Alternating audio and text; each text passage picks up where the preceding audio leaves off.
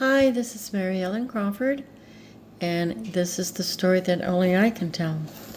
The log line to my story is innocent exposure to witchcraft can lead to demonic possession.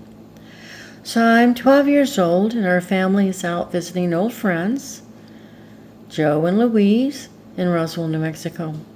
So our plans were to only stay with them for a couple of days, but my dad mysteriously gets very, very sick, and he can't drive for a couple of days, so we have an extended stay there instead.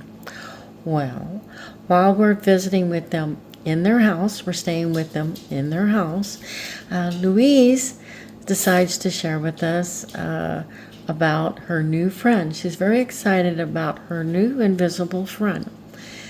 She's given it a name, and she calls it by name, and she says that although sometimes we can't see it, sometimes she can see its shadows in the room near her or in the kitchen and things of that nature. And as children, we're just awed by the fact that she has a friendly ghost living with her. Then a couple of days later, Louise asks myself and my older sister and my younger brother if we've ever did an out-of-body experience. And no, of course we hadn't. So we didn't even know what she was talking about. And so we're very excited to learn about it. Well, then one day she sets up the room and she has all three of us lay down.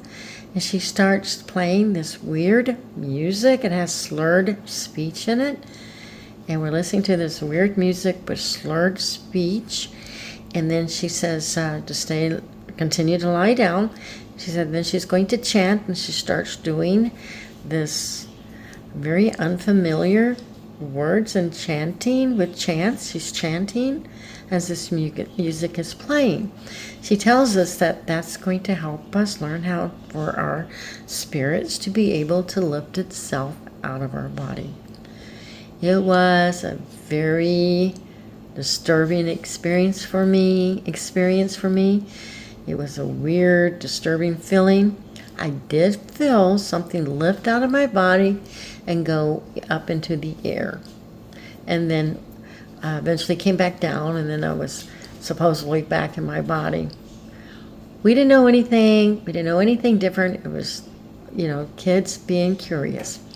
However, a couple of days later, after that experience, I started hearing, I had a voice in my head starting to talk to me. And it was like it was trying to control me. It was trying to persuade me. It was a true, audible, clear voice. And I didn't know what it was. I didn't even know where it came from. But what I did find out is that it was a demon.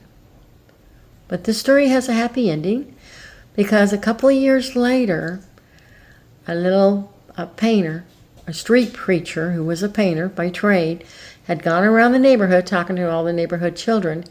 And sure enough, that street preacher, the little painter, brought himself and some elders from the church, and 3 of the children who were affected by that out-of-body experience were delivered from demons.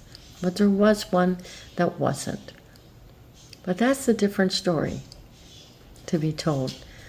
A time when I have an opportunity to share with you what it is like to be delivered from a demon. Thank you.